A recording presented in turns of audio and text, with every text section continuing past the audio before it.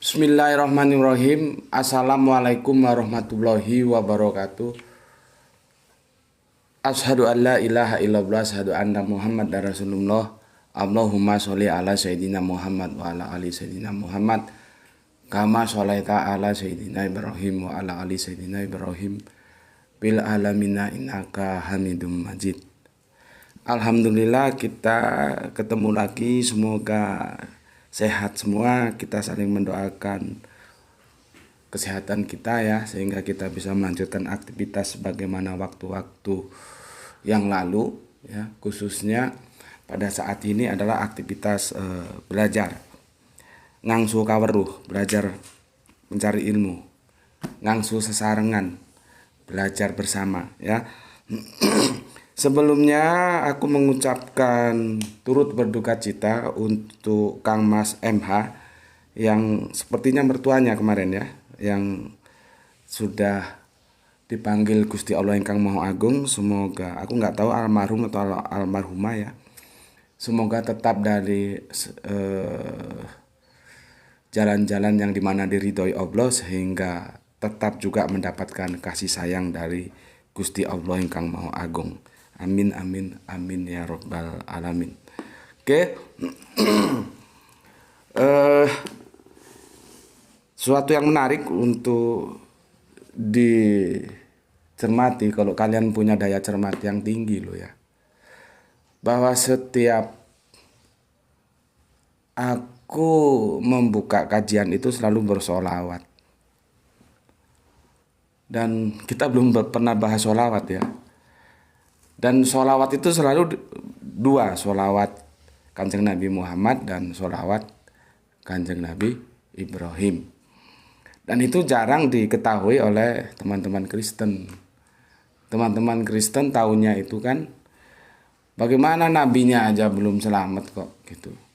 Karena taunya mereka, kita hanya bersolawat kepada Kanjeng Nabi Muhammad. Padahal tidak, kita juga bersolawat kepada Kanjeng Nabi Ibrahim. Lalu apakah Kanjeng Nabi Ibrahim juga dikatakan tidak atau belum selamat? kan enggak ya. Memang kadang-kadang sesuatu yang tanpa didasari ilmu dan itu ucuk-ucuk ya. Ucuk-ucuk digunakan untuk menyerang, itu sesuatu yang kadang-kadang membuat kita tersenyum juga ya. Oke, hari ini spektakuler, exciting, terjun bebas ya. Ini sudah 20 jam kajian kemarin diunggah ya. Ya, 20 jam baru sanggup meraih 703 viewer. Terjun bebas dia. Biasanya kalau sudah saat-saat seperti ini di atas 20 jaman, setiap kajian itu telah mampu meraup minimal 1000 viewer. Ini sudah 20 jam masih 703 viewer. Jadi terjun bebas dia. Ya. Ya itulah ya. Itulah fenomena yang ada, memang seperti itu. Tapi ya enggak apa-apa, karena kan sebuah pilihan itu kalau sudah ditentukan, apapun risikonya harus diterima ya. Aku sudah memilih jalan education ya, yang itu perspektifnya akademis, yang memang butuh keseriusan untuk mengikuti kajiannya, bukan video yang bisa dilihat sambil jalan-jalan gitu ya. Ya enggak apa-apa, terjun bebas sekarang. Cuman meraup 703 viewer. Belum, biasanya kalau sudah jam-jam segini tuh sudah di atas 1000. Ya mungkin lihat judulnya aja kepalanya sudah pusing. Ya, religio ex nihilo. Tapi ya enggak apa-apa, jangankan kamu yang Islam, yang Kristen aja ada yang kepalanya pusing kok. Karena dia juga enggak paham apa itu nihilo ya. Jadi bebas aja, aku mau kasih judul religio ex nihilo kok. Itu enggak ada masalah. Ya memang aku maklumi ya, dengar atau membaca judulnya aja tuh kepala pusing. Apa itu religio ex nihilo? Ya, memang itu tidak akan bisa dipahami kecuali mereka yang sudah menempuh bangku-bangku pendidikan ya, ya S2 lah, S2, S3 gitu ya. Entah itu biasanya di fakultas-fakultas teologi ya, di UIN juga bisa begitu, di Sekolah Tinggi Alkitab juga bisa begitu, ada tentang kajian-kajian yang berhubungan dengan kehampaan ya, atau ruang hampa, atau tidak ada atau kosong sama sekali, seperti yang kemarin yang kita bahas, religio ex nihilo ya. Jadi tidak ada agama itu dalam tanda kutip yang lahir di ruang hampa. Itu kan kemarin yang aku jadikan bahan diskusi itu pendapat dari salah seorang pakar gitu. Dan aku sudah jelaskan kalau begitu kan harus ada agama pertama ya. Agama pertama itu nanti konteksnya pasti dengan nabi pertama kan gitu. Nah, agama pertama itu tidak bisa dikatakan religio ex nihilo. Setelah agama pertama itu baru nanti religio ex nihilo berlaku gitu loh ya. Oke, segini loh biasanya waktu seperti kita kuliah atau sekolah dulu lah ya.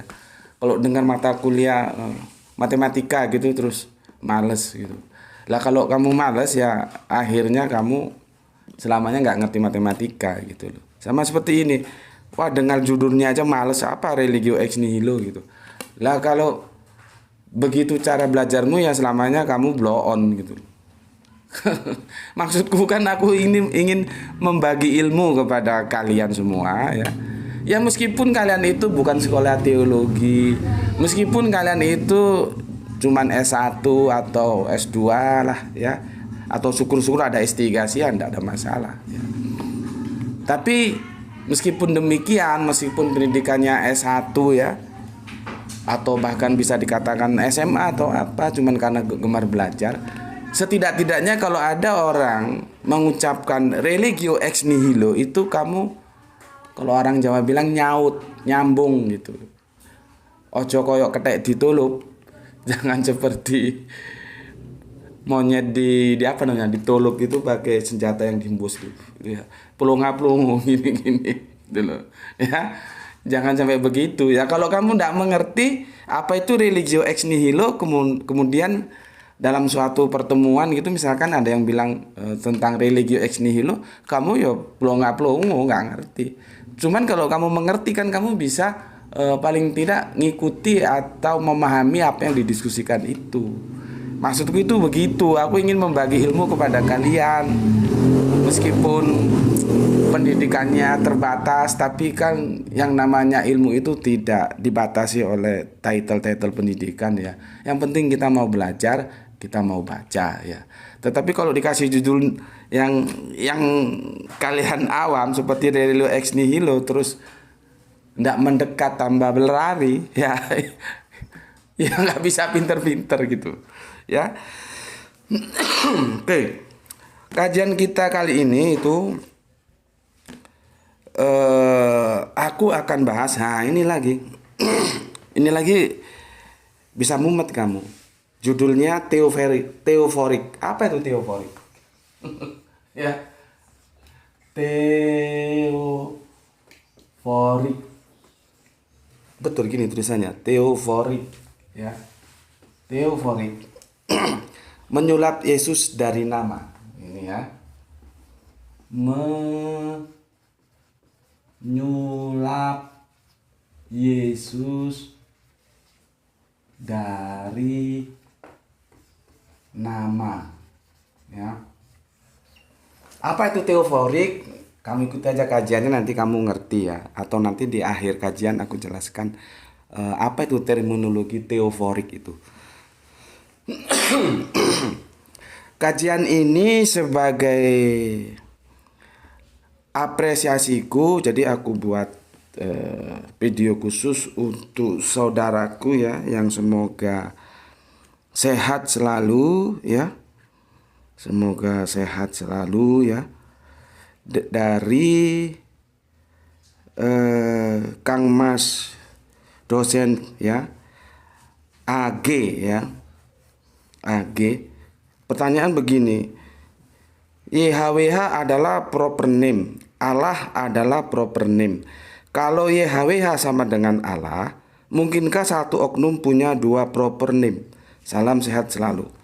Ini pertanyaan yang sungguh cerdas ini ya. Artinya sepertinya pertanyaannya simpel-simpel aja, padahal ini sulit, ini mau dijelaskan bagaimana cara menjelaskannya. Bentar aku cari buku dulu. Nih ya, tapi nanti pelan-pelan aku akan jelaskan ya. Dan itu terkait dengan ini juga tentang nama ya, menyulap Yesus dari nama. Nah, nanti jadi sekalian menjawab dari atau memberikan tanggapan dari saudara kita ya, Kang Mas dosen AG ini ya. Dan aku terima kasih untuk pewer-pewer muslimku ya. Ya begitu ya. Kalau ada orang orang itu baik, sopan ya, atau tokromo kalau orang Jawa bilang, itu sebuah kebaikan, maka kalian juga tunjukkan kalian sebagai orang Islam, balas kebaikan itu dengan kebaikan yang lebih baik lagi. Ini saudara kita ini ya, Kang Mas Age ini selama ini loh ya, dan aku berharap seterusnya sangat santun ya. Maka aku ingatkan, jangan ada di antara pewer-pewer muslimku itu yang kurang ajar sama Mas Age ini ya. Jangan memalukan agamamu. Agamamu tidak mengajari begitu.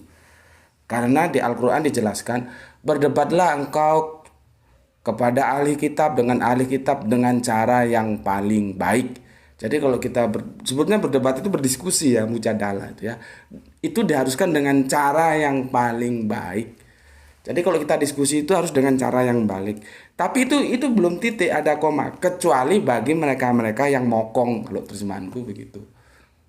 Ya. Jadi Kang Mas ini, Pak dosen ini sangat hormat, maka kalian harus juga menghormati beliau. Soal nanti nggak ketemu itu urusan nomor 12, yang penting kita sudah saling menyampaikan apa yang kita pahami. Gitu ya.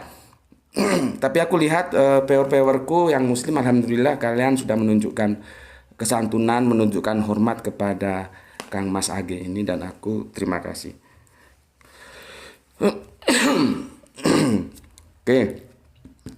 Sebelum ke sana, sebelum menjelaskan ini ya, aku jelaskan dulu untuk Kang Mas KA. Sebagaimana dengan Quran surat 2278, dia telah menamai kamu sekalian orang muslim sejak dahulu, dan begitu pula di Al-Quran ini. Ini kalau nggak salah ini menceritakan tentang Kanjeng Nabi Ibrahim ini ya. Tolong dikoreksi kalau aku salah. Oke Mas, insya Allah besok akan aku bikinkan video khusus juga ya. Karena ini nggak bisa juga dibahas sambil lalu ya. Nggak bisa. Kemudian untuk Mas R itu di atas itu tulisannya itu bagus, semua nabi muslim gitu. Tapi itu mengandung konsekuensi. Dia paham nggak dengan statementnya semua nabi muslim itu ya? Karena nanti itu punya konsekuensi logis ya. Tapi harapanku sih dia paham ya apa yang dia tulis tentang pernyataan sebuah nabi muslim. Nah, nanti ini kita bahas besok dengan sekaligus bahas komennya dari Mas KA ini. Tadi aku cari nggak ketemu, tolong dibantu ya, atau kepada yang bersangkutan yang mengatakan bahwa semua nabi beragama Islam atau gimana gitu. Kalau memang begitu, tolong disertakan anunya ya, dalilnya itu di mana, pernyataan itu diambil dari mana gitu, supaya nanti siapa tahu kamu benar ya aku ikut kamu kalau kamu benar ya. Jadi jangan hanya pernyataan lepas. Tadi aku cari-cari nggak ketemu dan aku sudah terikat waktu, akhirnya aku tinggalkan ya. Tolong, kalau ada yang berpendapat bahwa semua nabi itu beragama Islam ya, tolong sampaikan itu ayatnya di mana gitu. Siapa tahu aku bisa juga belajar dari kalian. Kita ini kan ngangso bro. Kamu belajar dari aku juga belajar dari kau gitu ya. Sorry kalau orang Sumatera ngomongnya kau, aku, kau. Batanya keluar. Oke. Kemudian untuk Mas MAM ya, enggak tahu Mas sampean itu sudah ngikuti kajianku berapa seri ya. Sudah berkali-kali aku kasih tahu ya, tapi mungkin sampean viewer baru. Kalau sampean viewer baru ya sudah aku maklumi ya, dan semoga mengikuti dengan berseri terus. Karena kalau lompat-lompat justru bingung nanti ya, dengan runut gitu ya, tertib. Gini komentarnya. AGMTH. Yang jadi masalah itu Kristen aliran Trinitas garis miring Tritunggal yang konsepnya buatan Paulus, di mana Yesus dianggap Tuhan. Berarti Kristen tidak menyembah YHWH sama dengan Allah. Oke, sampai situ aja aku komentari. Mas MAM ya, aku sudah berulang kali dalam kajian ini, bahkan videonya sudah aku buat secara khusus. Bisa dilihat judulnya Aku Membela Paulus. Ya. Di video itu dijelaskan Paulus itu tidak punya dosa atas penyelewengan teologis Kristen dari Allah Tunggal menjadi Allah Tritunggal. Paulus tidak punya dosa. Nanti dosanya Paulus itu dia membangun soteriologi salib di sana. Paulus kan hanya bilang Yesus Tuhan. Apa pernah Paulus bilang Yesus itu Allah? Kan tidak pernah. Dan aku masa harus berkali-kali menjelaskan apa itu Tuhan, apa itu Tuhan, apa itu Allah. Di Korintus 8:6 kan sudah jelas. Paulus bilang apa? Itu syahadatnya Paulus. Bagi mereka memang banyak Allah. Tapi bagi kita hanya ada satu Allah saja, yaitu Bapa. Bagi mereka memang banyak Tuhan. Tapi bagi kita hanya ada satu Tuhan saja, yaitu Yesus. Itu sudah jelas pembagiannya. Seperti yang Yesus sampaikan di Yohanes 17:3 ya. Inilah hidup yang kekal itu ya, yang mengenal engkau satu-satunya Allah yang benar dan Yesus Kristus yang telah engkau utus. Itu job description-nya jelas. Ya. Yesus itu sebagai utusan dan Allah itu sebagai Bapa. Gitu. Jadi Paulus itu tidak punya dosa di Trinitas, ya. Sampean tolong perhatikan. Di mana Yesus dianggap Tuhan? Iya, tapi pernah nggak Yesus dianggap Allah sama Paulus? Kalau pernah aku kasih deh berapa nomor rekeningmu. Aku kirimin nanti. Berarti kamu mengajari aku kan, aku dapat ilmu dari kamu. Aku orangnya gitu. Berkali-kali dikasih tahu. Maksudku bagaimana kita itu gini loh ya. Paradigma dalam kajian-kajian yang itu akademis itu, kejujuran itu harus dipegang secara kuat. Kita salah tidak apa-apa, tapi bohong tidak boleh. Makanya harus jujur. Kan aku sudah bilang, kecuali politikus itu nggak boleh salah, makanya dia boleh bohong supaya benar terus. Kalau kita sebaliknya, kita boleh salah, aku boleh salah, kamu boleh salah. Orang keilmuan itu terus berkembang kok. Dulu orang bilang paling kecil itu apa? Molekul. Ternyata salah, paling kecil apa? Apa istilah molekul? Atom. Ternyata atom salah, bisa lagi nuklir. Nuklir salah, ternyata nuklir bisa menjadi proton neutron. Proton neutron salah, ternyata bisa jadi sak. Nanti mungkin berapa puluh tahun ke depan sak salah, ternyata bisa lebih kecil lagi. Dan bagian paling kecil dari sebuah benda itulah yang disebut kalau di dalam Al-Quran itu zarah. Ya. Jadi jangan mas, kita harus mengatakan jujur. Ketika Paulus benar ya kita bilang benar. Ketika Paulus itu salah, kita bilang salah. Ya, seperti aku bilang, itu aku pertanggungjawabkan. Kalau tidak semua nabi itu beragama Islam, itu aku pertanggungjawabkan. Dan Allah tidak menurunkan hanya satu agama bernama Islam saja, itu aku pertanggungjawabkan. Bukan main-main itu. Karena aku akan berhadapan dengan mainstream, dengan orang yang top-top, yang pakar-pakar Al-Quran ya. Artinya ketika aku berani mengeluarkan statement gitu, aku bukan pepesan kosong. Gitu loh. Bayangkan, dengan 3 guru Al-Qur'anku aku berbeda. Akhirnya guruku yang sekarang ini dia bisa menerima. Tapi dengan yang 2 nggak ketemu. Tetap mengatakan guruku bahwa satu agama saja yang diturunkan Allah, yaitu Islam. Tapi hubungan kami sebagai guru murid tetap mesra.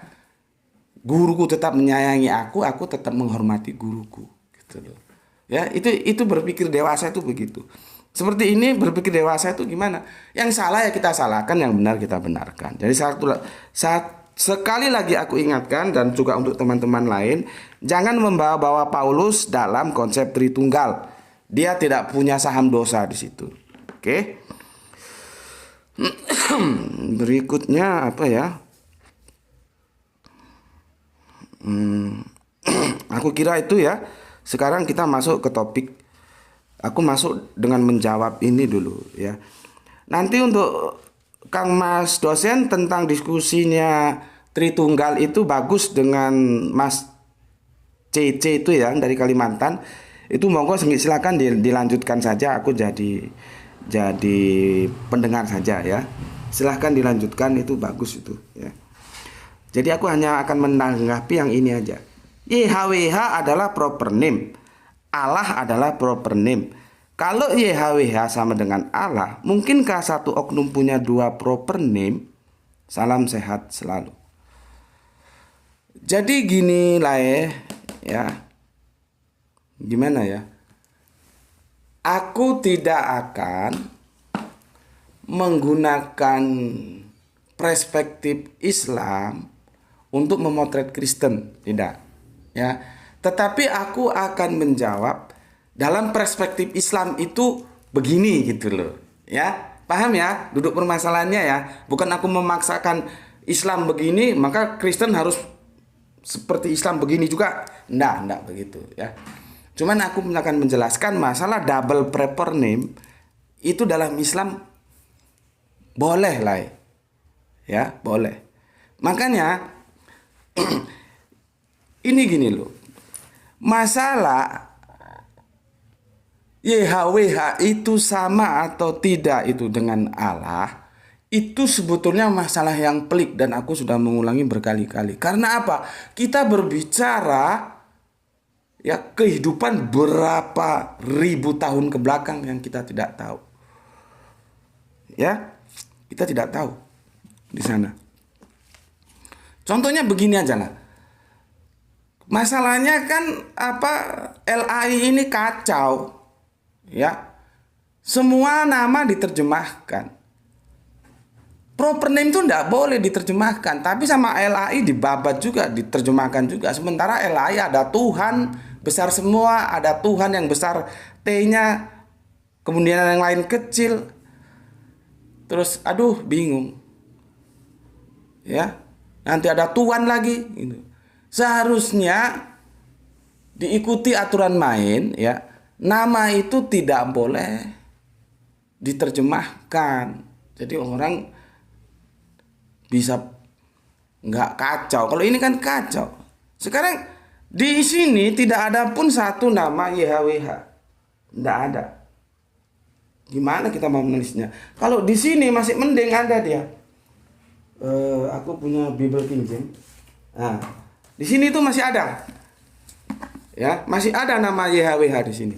Itu kalau nggak salah ada di sebentar aku lihat di perjanjian lama.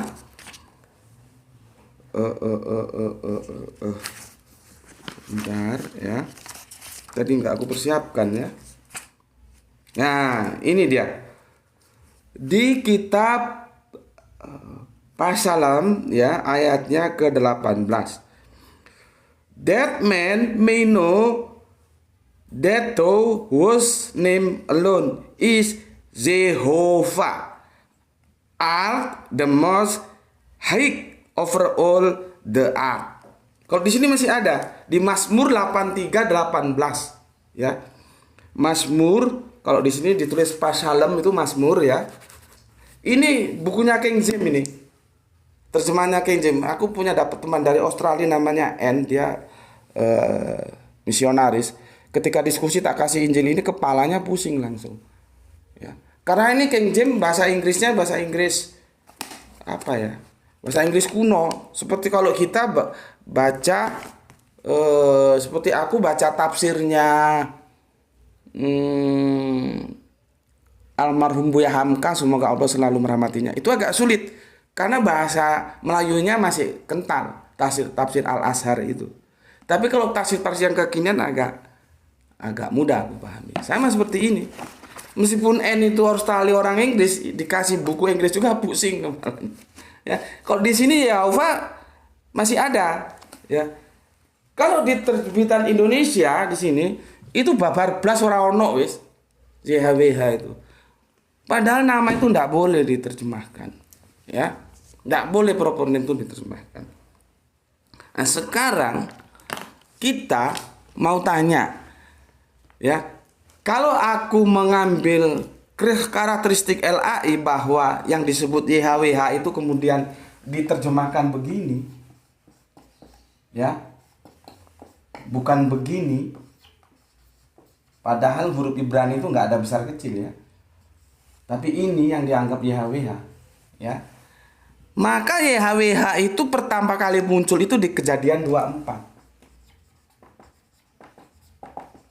Pertama kali muncul di sini. Pertanyaannya, dari Kejadian 24 ke belakang itu, contohnya Bapak Adam aja lah. Itu dia tahu nggak siapa yang menciptakan langit dan bumi itu siapa namanya? Kan nggak ada di sana. Jadi kan jadi kacau. Karena apa? Pertama kali muncul di Kejadian 24 itu, ini pun langsung aja begitu muncul. Kalau ini berasal dari YHWH loh ya. Karena yang aku dengar, YHWH itu, mohon dikoreksi kalau salah, oleh LAI itu diterjemahkan menjadi Tuhan besar semua, bukan Tuhan yang ini.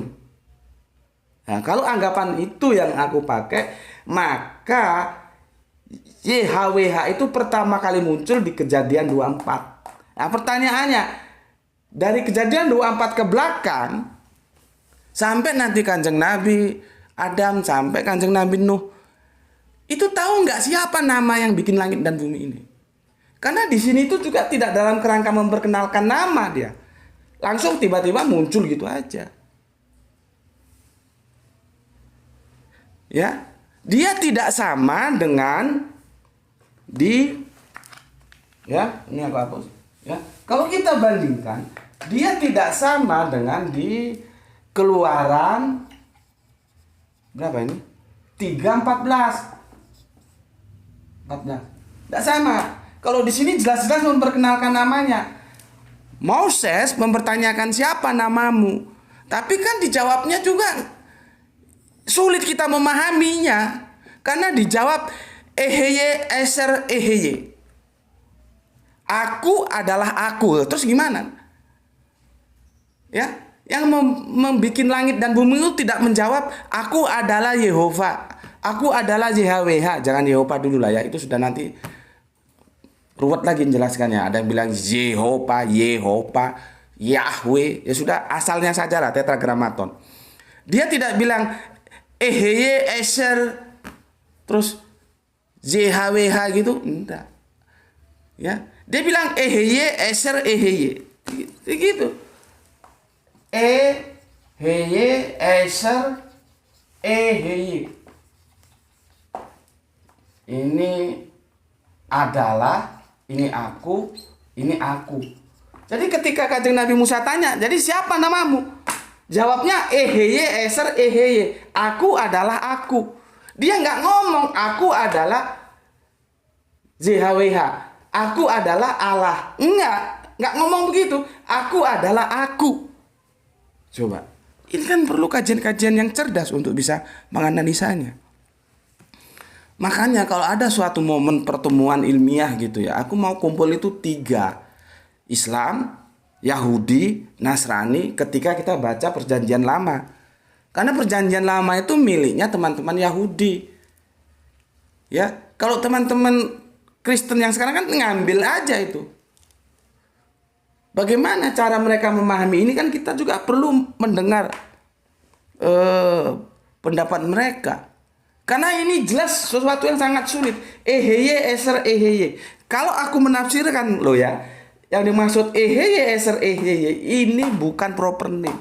Ini dia memperkenalkan dirinya sebagai sifatnya. Aku adalah aku. Artinya dia tunggal, bukan tritunggal. Karena aku adalah aku itu sama dengan apa yang disampaikan dalam Yesaya. Hendak dengan siapa aku kau samakan. Berarti tidak ada yang sama dengan aku. Kalau di dalam Al-Quran, laisi kamislihi sayun. Tidak ada yang menyerupai dia. Maka aku adalah aku. Artinya tidak ada yang seperti aku. Ya, itu kalau tafsiranku, artinya kalian boleh terima, boleh tolak. Ini sulit memahaminya ketika ditanya namanya Eser. Aku adalah aku. Nggak ngomong aku adalah JHWH atau aku adalah Alif Lam Lam Ha. Enggak. Maka di sini ya perlu ada seseorang itu atau beberapa orang yang memang dia pakar bahasa. Nanti kan itu kan bisa dilihat dari huruf-huruf Ibraninya. Kalau dari huruf Arabinya jelas Alif, Lam, Lam, Ha. Jadi sama-sama tetragramaton. Berapa? Sudah 30. Waduh. Sama-sama tetragramaton. Terus bagaimana kok ini bisa menyimpang? Nah itu kita harus tahu susunan huruf-huruf Ibrani dan Arabiun. Karena itu waktu aku ngaji dengan almarhum guruku ya, itu huruf-huruf Ibrani itu awalnya sama, alif, alef, ya. Tapi nanti kesalahannya itu ada yang sudah susunannya berbeda, sudah nggak sama dengan huruf-huruf Arabian. Jadi ini kan perlu orang yang pakar-pakar huruf juga pakar-pakar bahasa, ya. Karena apa? Sebelum Kanjeng Nabi Muhammad menyampaikan Islam, orang Arab itu sudah kenal satu nama agung yang bernama Allah itu. Makanya orang Arab itu disebut musyrik, artinya mencampur. Artinya bukan mereka tidak menyembah Allah, mereka menyembah Allah tapi di samping Allah ada yang lain, dicampur. Entah itu Lata, entah itu Huja, entah itu siapa kok tetek bengek, dia berdagang ke Yaman, ada patung dibawa, ditaruh ke di apa? Masjidil Haram di Ka'bah itu, nanti berdagang lagi di kemana ke Palestina ada patung di mana, taruh lagi sampai berkeliling 365 patung, jadi satu hari satu patung, ganti-ganti patung. Kalau satu tahun 365 hari, patungnya kan 365 juga, berarti tiap hari ganti Tuhan gitu loh. Tetapi mereka bukan tidak mengenal Allah, mengenal Allah. Pertanyaannya dari mana mereka mengenal Allah? Orang namanya bapaknya Kanjeng Nabi Muhammad saja itu Abdullah kok. Abdullah itu teoforik loh. Ya, yang nanti akan kita bahas. Teoforik itu. Ya.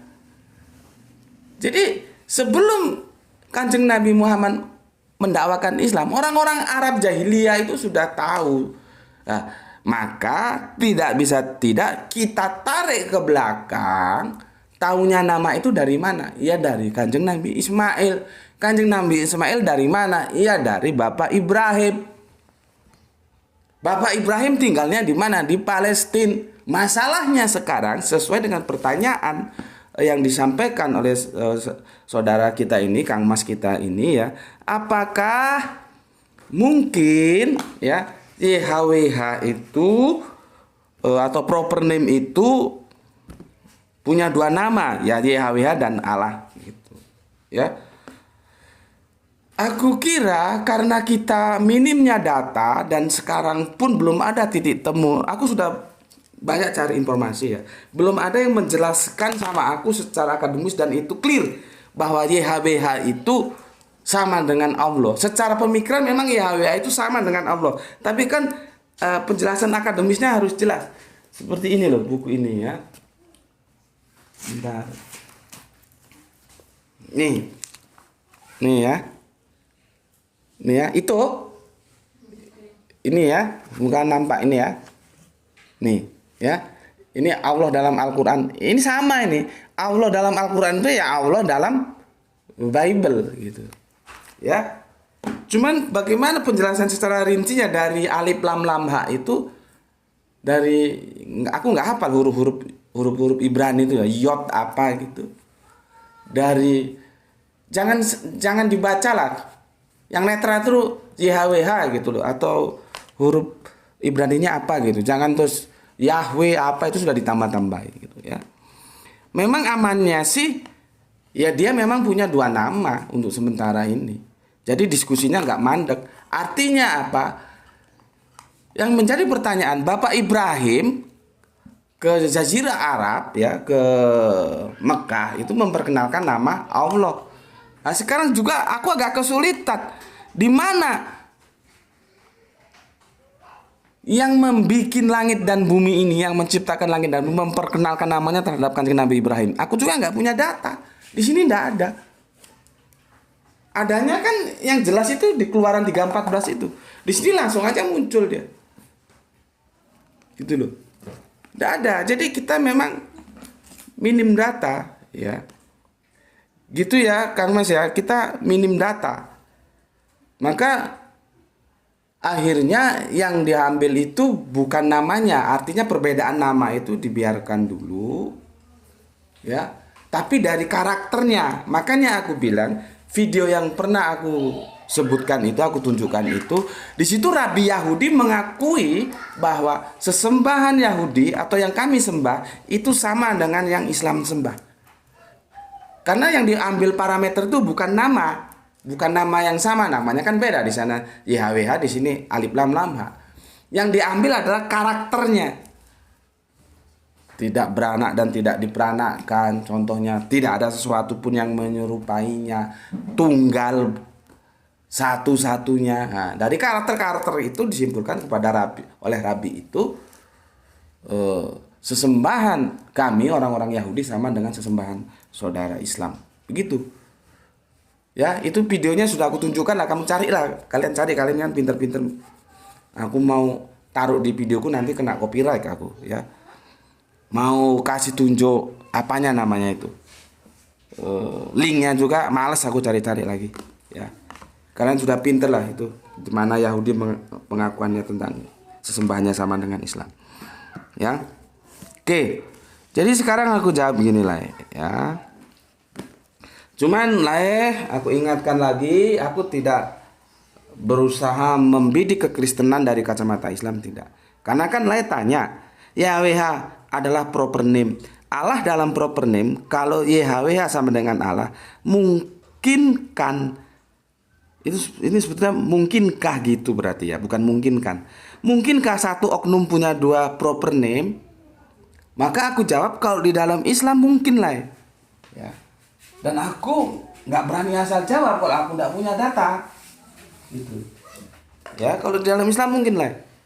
Quran surat As-Sof, ya. As-Sof lah ya. Ini suratnya 61, ayatnya 6, ya. Aku bandingkan, aku komparasi dengan Quran surat sebetulnya banyak, tapi aku ambil satu-satu aja ya. Ali Imran surat 3 ya, nomornya 144. Oke, aku jelaskan dulu satu persatu. Ini cerita tentang Kanjeng Nabi Isa menyampaikan kepada bangsa Yahudi bahwa aku ini adalah utusan untukmu dan aku akan mengabarkan akan datangnya nabi sesudahku. Itu di sini itu namanya Ahmad. Lihat nih. Ahmad. Ya. Sementara di sini namanya Muhammad kalau di Ali Imran.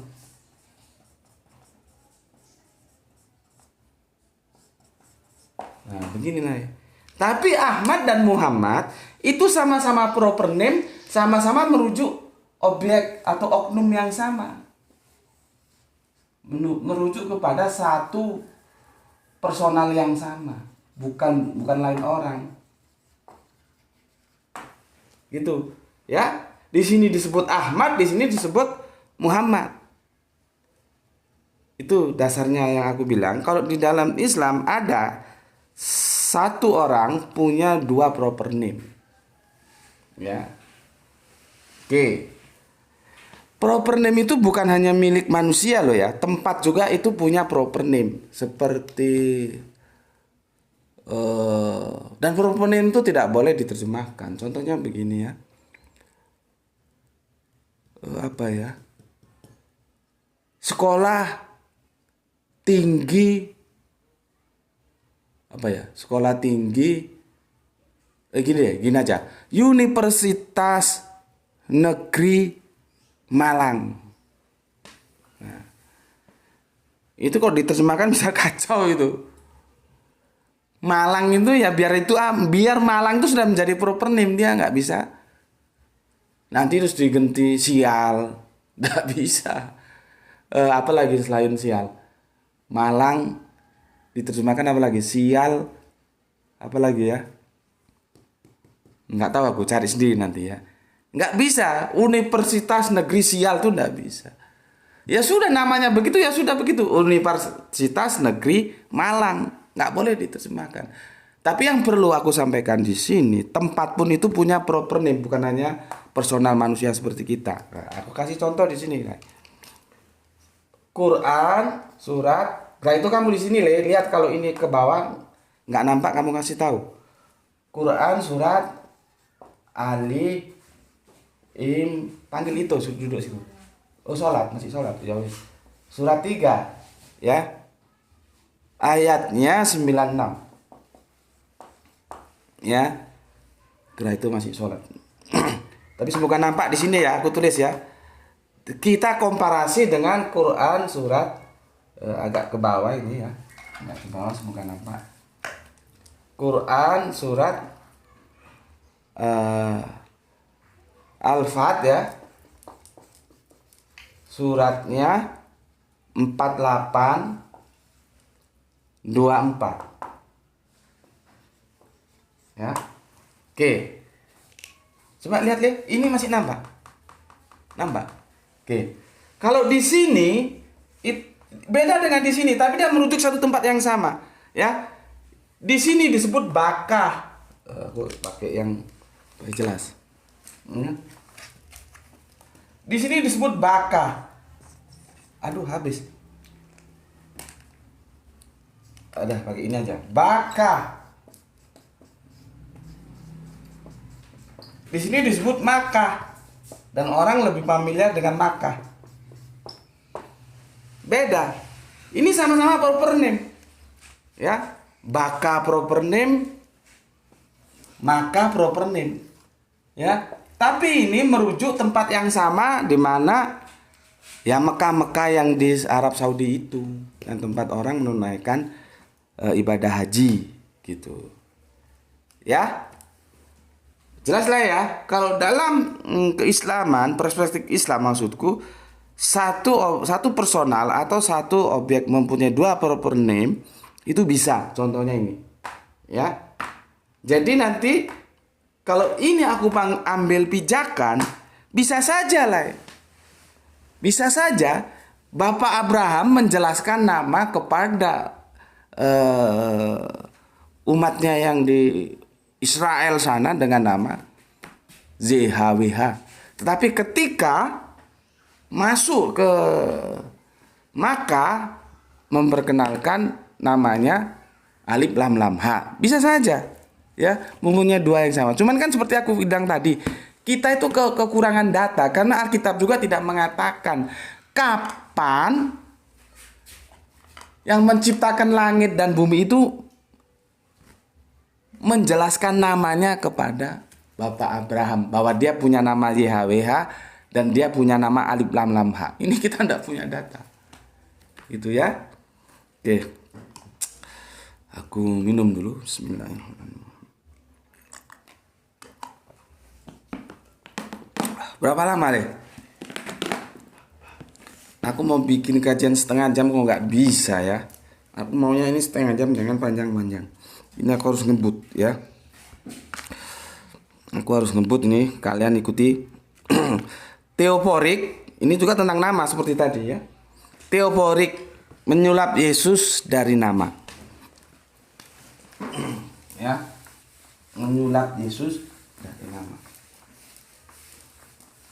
Kan dulu aku sudah bilang bahwa ada salah seorang doktor, pendeta, dan orangnya cukup terkenal lah ya, Dr. ES, itu aslinya dari Semarang kalau aku tahu. Ya. ES itu mengatakan bahwa YHWH itu companion name. Companion name. Jadi bukan proper name. Ya. Nah, di sini saja dia sudah bertentangan dengan yang punya kitab ini, Yahudi. Bagi Yahudi ini proper name, tapi kata beliau ini companion name. Maka menurut beliau Allah, ya, Yesus, ya, Roh Kudus, ini semua ini disebut Yahweh ini. Nah, kita mau cari tahu dari mana alasan kok bisa Yesus itu disebut YHWH itu loh. Ya. Ya. Sebetulnya ini kita lihat dari sini aja ini sudah beda tajam loh. Ketika YHWH itu oleh tangan pertama yang menerima nama itu sebagai nama personal, di sini justru kata pendeta itu companion name, bukan proper name. Kan sudah kacau. Ya karena beliau ingin mempertahankan Tritunggal itu supaya dogma Tritunggal itu bisa masuk ya diolah seperti ini. Nah, sekarang coba sih kita cari tahu ya, dari mana Yesus itu bisa disebut YHWH?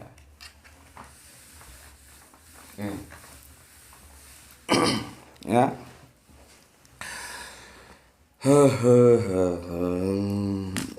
Tadi Keluaran 3:13 sudah aku jelaskan ya. 3:14 sebetulnya, bukan 3:13. Tentang Ehye Eser Ehye ya.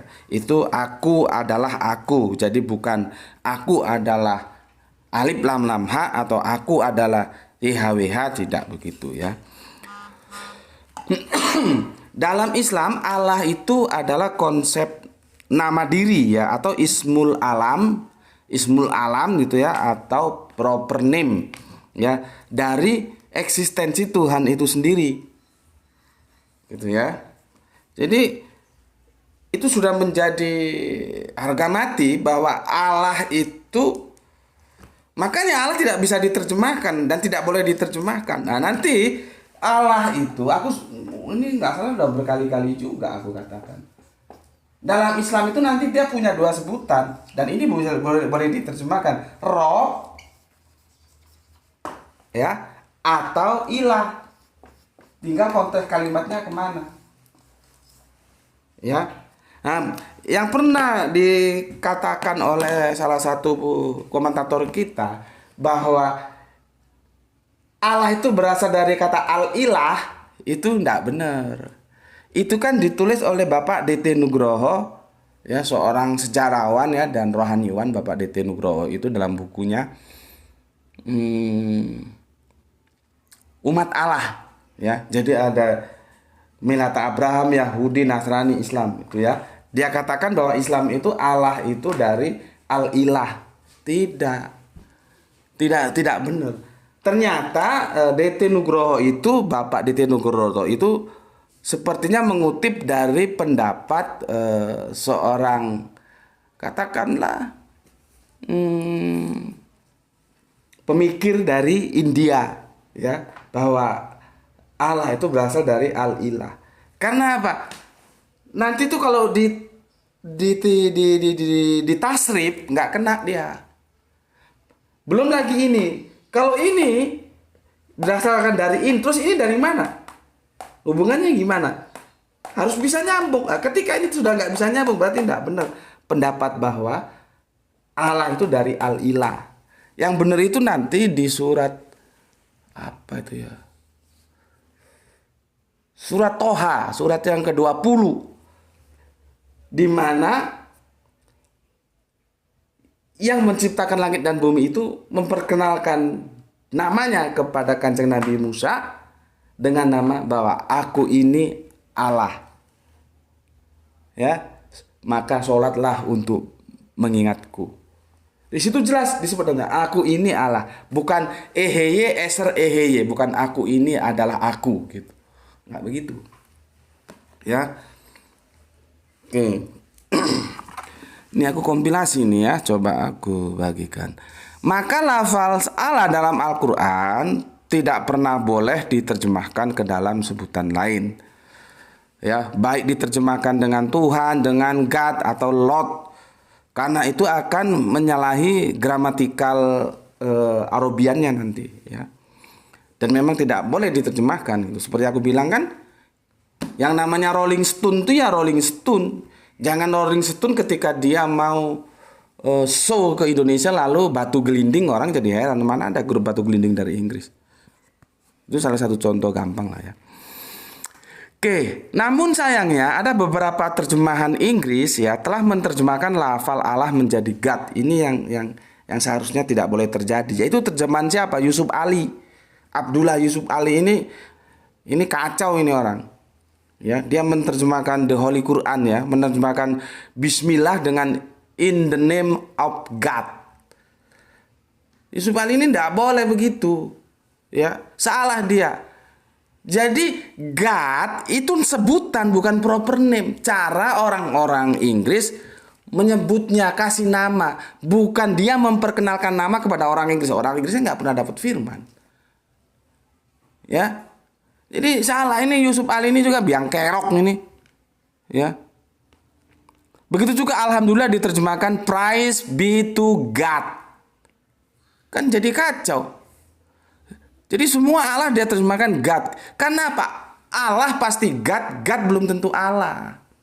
Tergantung yang dijadikan God itu siapa. Gitu loh.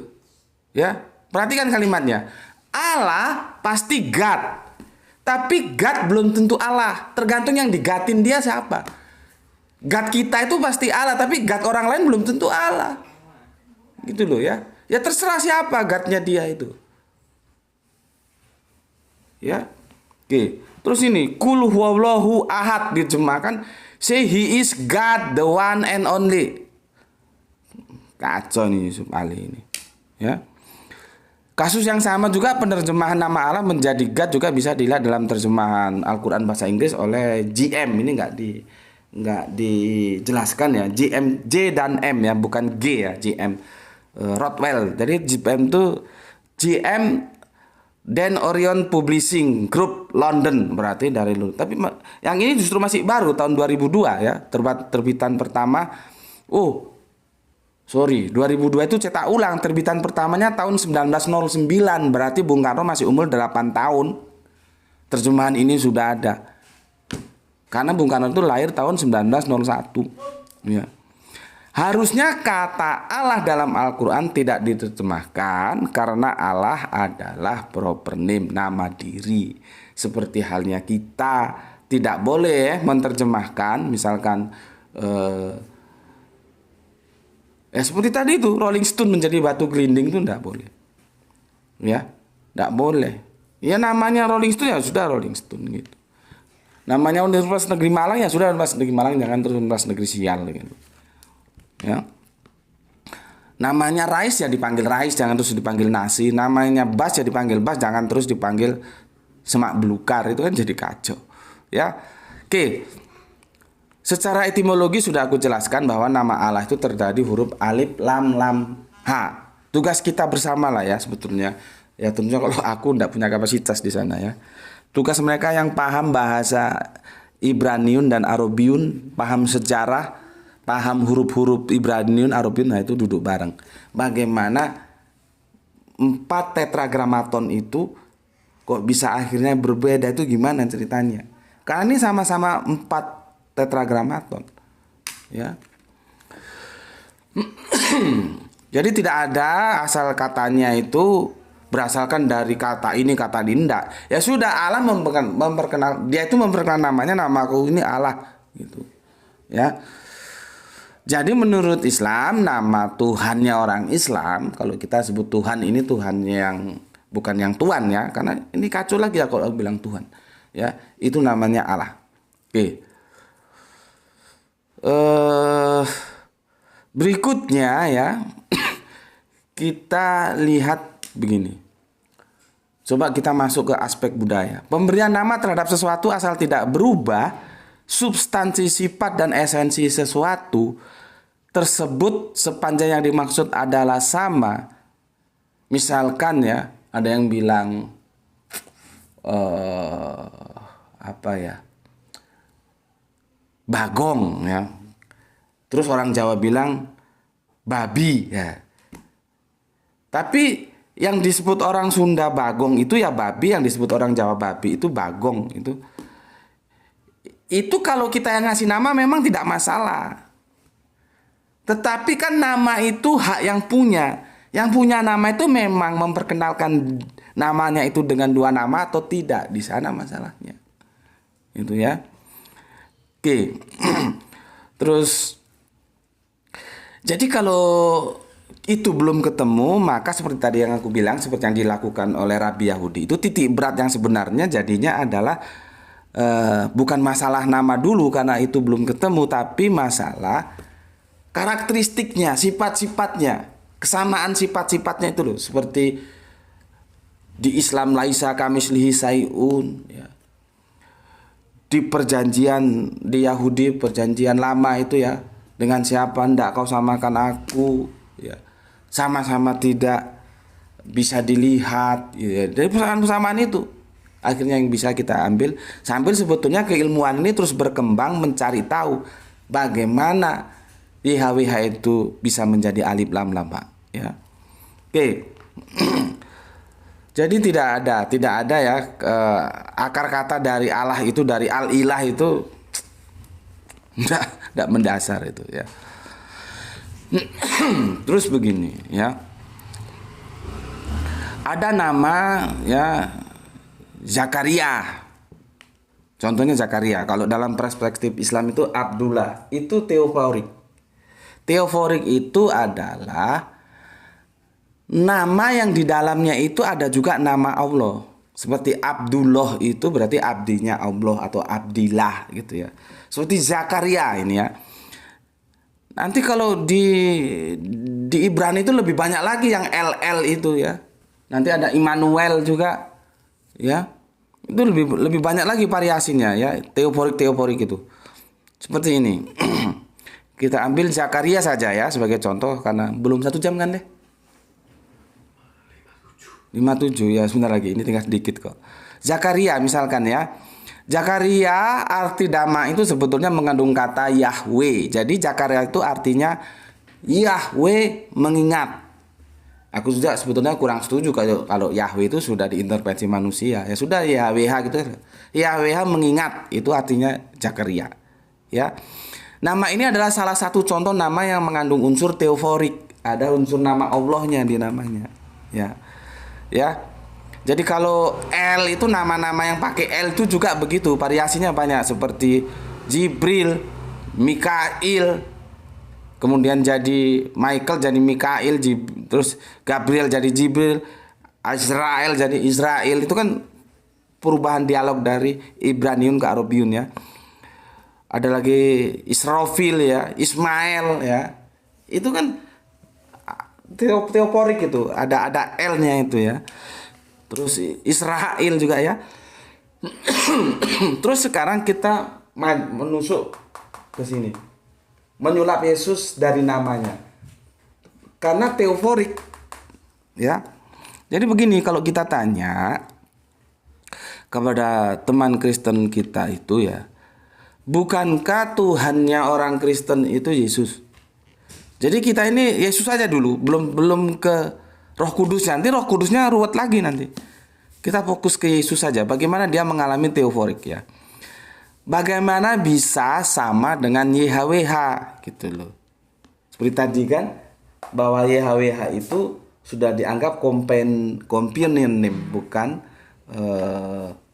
proper name ya. Jadi kita tanya ini, bagaimana Yesus itu sama dengan YHWH, atau bagaimana Yesus itu punya nama YHWH?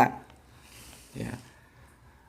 Ternyata ada, ini pendapat teman Kristen yang berpendapat seperti ini ketika ditanya begitu. Ya. Sebetulnya nama Yesus sendiri itu yang proper name yang mana? Ya itu juga menarik juga, mungkin itu bisa menjadi pertimbangan untuk layak kita tadi ya, yang tanya tadi, mungkin nggak satu pribadi punya 2 nama gitu ya. Yesus juga kan ada Yesus, ada Yosua, ada apa kan banyak ya. Ini kalau ini teman kita ini jawabnya begini, nama Yesus itu begini. Sebetulnya ini nggak tepat juga loh. Harusnya itu memang harus ditulis dalam huruf Ibrani juga. Begini. Ya. Yahshua. Ini apologi teman kita ya. Ini artinya apa? Yahweh penyelamat. Aku lebih senang pakai YHWH aja lah. YHWH penyelamat. Ya. Jadi atas dasar ini, jadi Yesus itu kata dia namanya itu yang betul itu Yahshua. Yahshua itu artinya YHWH penyelamat. Nah, setelah itu disimpulkan, jadi jelas Yesus itu YHWH sendiri. Gitu loh.